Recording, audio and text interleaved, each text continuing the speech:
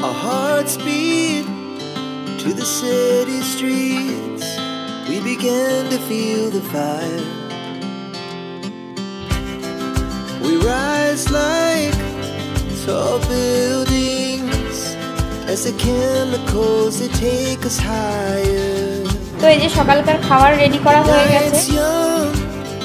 And it's just begun as she puts her hand in mine. We wanna chase the night, wanna dance to the light. Pulls down from the sky, just two hearts running wild.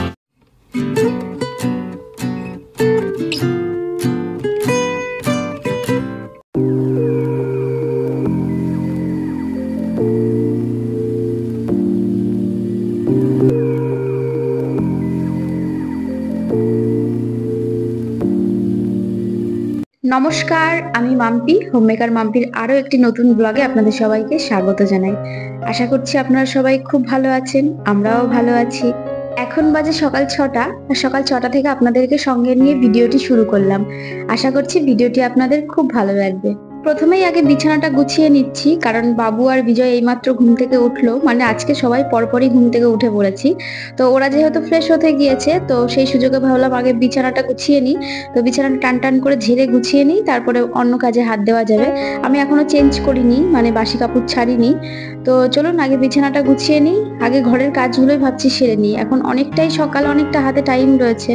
আর দেখবেন সকালে ঘুম থেকে যদি একটু তাড়াতাড়ি ওঠা যায় না, সেই ক্ষেত্রে দিনটা যেন অনেক লম্বা, মানে অনেক বড় মনে হয়। মানে সকাল সকাল কাজ সারা হয়ে যায়, তখন মনে হয় আমাদের কাছে অবসর অনেক সময় হাতে থাকে। তবে এখন কিন্তু মানুষের না সকালে ওঠার অভ্যাসটা অনেকটাই নষ্ট হয়ে যাচ্ছে। সেটা সবার ক্ষেত্রে, আমার ক্ষেত্রে একা না, সবার ক্ষেত্রে এই সেম জিনিসটাই হচ্ছে। তার কারণটাই হচ্ছে ফোন।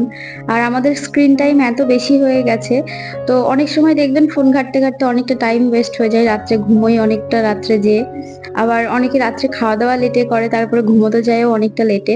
আর তার সঙ্গে মেন কথা হচ্ছে, অনেকে, আমার ক্ষেত্রে কি হয় বলুন তো, আমাদের বাড়িতে কিছু নিয়ম আছে, মানে রাত্রির 11টা বেজে গেলে আমরা শুয়ে পড়বো। আর ফোনটা আমরা কখনোই হাতের কাছে রাখি না, ফোনটা আমার যে টিভি ইউনিট আছে ওখানে রেখে দিই, বরাবরই তাই করি। আর তাও ডেটা ফেটা সব বন্ধ করে, নেট ইন্টারনেট সব বন্ধ করেই তারপরে ফোনটা রাখি, কারণ মাথার কাছে ফোন রাখা বরাবরই পছন্দ করি না। আর মানে যদি ফোনটা প্রয়োজন লাগেও, সেটা আমাকে উঠে যেয়ে তারপরে ফোনটা নিতে হবে। আর এটা না খুব কার্যকারী একটা উপায়, যাদের দেখবেন শুয়ে ফোন ঘাটার খুব বাজে একটা অভ্যাস থাকে। তো সেই ক্ষেত্রে আপনারা শোয়ার সময় ফোনটা একটু দূরে রেখে দিয়ে আসবেন। তবে তাতে কি হবে, বারবার উঠে যেয়ে তার ফোন ঘাটতে পারবেন না, তখন শুয়ে থাকলে অটোমেটিক ঘুম চলে আসবে। আর এমনিতেও আমরা মাথার কাছে ফোন রাখি না, তার কারণ হচ্ছে ওর একটা রেডিয়েশন থাকে, যেটা একদমই ভালো না। তো আমার ছেলে যেহেতু থাকে খুব ছোটবেলার থেকেই, তো ফোন আমরা কখনোই মাথার কাছে নিয়ে শুই না। আর এই ফোনটাকে দূরে রাখা মানে শুয়ে থেকে হাত বাড়িয়ে পাওয়া যাবে না এমন জায়গায় না রাখা বেসিক্যালি। তো সেই কাজ করলে না আর একটা খুব ভালো সুবিধা হয়, সেটা কি বলুন তো, অনেকেই রাত্রে শোয়ার সময় অ্যালার্ম দিয়ে রাখে, তারপরে কি হয় সকালবেলায় যখনই অ্যালার্মটা বাজে, হাতের কাছে ফোন থাকলে অ্যালার্মটা বন্ধ করে আবার ঘুমিয়ে পড়া। তো সেই ক্ষেত্রে যখন ফোনটা দূরে থাকবে, অ্যালার্মটা বন্ধ করতে গেলেও আপনাকে উঠতে হবে, তো উঠে যে অ্যালার্মটা বন্ধ করতে হবে। তো সেই ক্ষেত্রে কি হবে, আপনার ঘুম ভেঙে যাবে। সকালে তাড়াতাড়ি ঘুম থেকে ওঠার খুব ভালো একটা ট্রিক, কিন্তু এটা আপনারা অ্যাপ্লাই করতে পারেন। তো ওদিকে ঘরের সমস্ত কাজ সেরে, ঘর দুয়ার পরিষ্কার করে গুছিয়ে চেঞ্জ করে চলে এসেছি রান্নাঘরে। তো আমি চেঞ্জ না করে রান্নাঘরে ঢুকি না। তো এখন 7টা মতো বাজে, সকাল 7টা। তো বাবু পড়তে চলে গিয়েছে, বিজয় পড়তে দিয়ে চলেও এসেছে। আর আমি এদিকে চা বসাচ্ছি সকালে আমার আর বিজয়ের জন্য।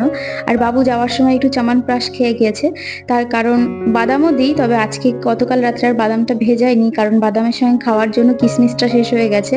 আর ও সত্যি বলতে ড্রাই ফ্রুটস খেতে একদমই পছন্দ করে না, বাদামটাও খায় না, শুধু কিশমিশটাই বেশি পছন্দ করে, আর সেটাই শেষ হয়ে গেছে। তো সেই কারণেই বাদামটা আর গতকাল রাত্রে ভিজাইনি, কারণ আমি জানি খাওয়ার সময় খুব নখরা করে।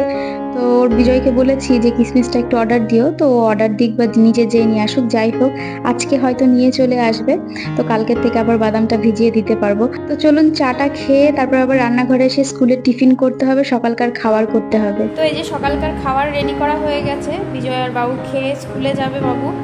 তো এই যে এখানে আলু ভাজা, পটল ভাজা আর ঝিঙে দিয়ে মসুরির ডাল করেছি সকালকার জন্য। সকালে যেহেতু একটু তাড়াহুড়োর মধ্যে থাকি আর প্রতিদিন আপনাদেরকে ডাল রান্না করা কী বা দেখাবো, তো সেই কারণেই আজকে আর সকালকার রান্নাটা আপনাদের সঙ্গে শেয়ার করলাম না। এর আগেও বহুবার দেখিয়েছি। আর এই যে স্কুলের টিফিনে ঝাল সুজি করেছি, আর এই ঝাল সুজিও আমি অনেক কবার আমার ভিডিওর মধ্যে দেখিয়েছি রেসিপিটা। তো এদিকে এই যে আমি টিফিন বক্স রেডি করে দিয়েছি, বাবুকে দিয়ে দেব। আর ওদিকে বাবুর আর বিজয়ের খাওয়াও হয়ে গেছে। তো টিফিন বক্সটা ঢুকিয়ে একটু জল টল খেয়ে সক্স পরে ও বেরিয়ে যাবে স্কুলে। বিজয় বাবুকে স্কুলে দিয়ে ওর কাজেও বেরিয়ে যাবে। এতক্ষণ যুদ্ধ চলছিল, যুদ্ধ বলতে বাবু স্কুলে যাওয়ার সময় বড্ড হুটোপাটা করে। তো যাই হোক, যদিও আজকে একটু 5-10 মিনিট মতো লেট হয়েই গেছিলো, মানে একদম নিট 10:30টার সময় বাড়ি থেকে বেরোলো। অন্য দিনগুলো 10-15 মিনিট আগেই বেরিয়ে যায়। তো যাই হোক, ওদিকে বাবু স্কুলে বেরিয়ে গেছে আর বিজয় বাবুকে স্কুলে দিয়ে ওর কাজে বেরিয়ে গেছে। এদিকে আমি খেয়ে এখানে একটু বসলাম, কারণ আমার অনেক কাজ রয়েছে, বাসন রয়েছে, রান্না বাকি রয়েছে। বিজয় সকালে কাতলা মাছ নিয়ে এসেছে, বড় কাতলা। তো ভাইকে আসতে বলেছি, তার কারণ আজকে একাদশী, মারা তো ভাত টাত খাই না।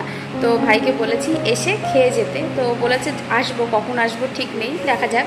তো যাই হোক, তো ভালো কাতলা মাছ নিয়ে এসে যতক্ষণ ভাবলাম একটু তাহলে দই কাতলা করি, কারণ ভাই আমার হাতে দই কাতলা খেতে প্রচণ্ড ভালোবাসে।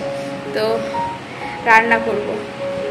তো এখানে মাছগুলোকে খুব ভালো করে ধুয়ে নিয়েছি, যেগুলো রান্না করব তার মধ্যে লবণ হলুদও দিয়ে নিয়েছি। তো চলুন মাছটাকে ফ্রিজে রেখে দিই।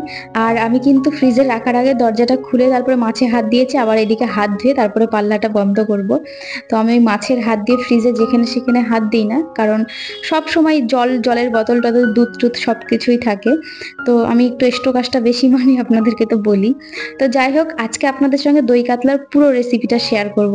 তো এখানে প্রথমে একটা গরম মশলা বানিয়ে নিচ্ছি। গরম মশলার মধ্যে যে দারচিনি, এলাচ, লবঙ্গ এটা তো থাকছে, তার সঙ্গে একটু বেশি করে লাগবে হচ্ছে গোলমরিচ, কারণ গোলমরিচের ফ্লেভারটাই মেন।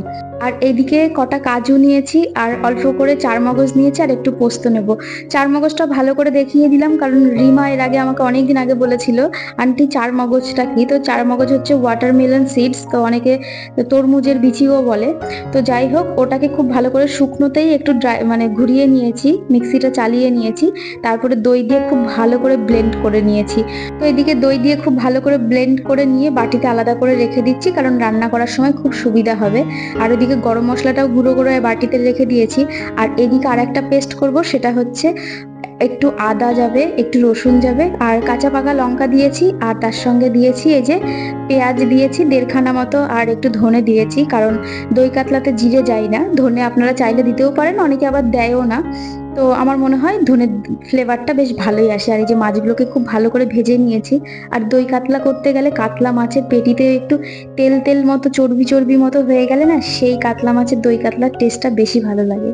তো যাই হোক, ওদিকে মশলাগুলোকে সব সুন্দর করে রেডি করে এই যে মাছ ভাজার তেলের মধ্যে গোটা গরম মশলা, তেজপাতাটা ফোড়ন দিয়ে যে মশলার পেস্টটা বানিয়ে রেখেছিলাম, আদা, রসুন, ধনে, সবকিছুর যে পেঁয়াজ, সবকিছুর যে পেস্টটা করে রেখেছিলাম, তো তার মধ্যে এই যে একটু চিনি, লবণ আর হলুদ দিলাম।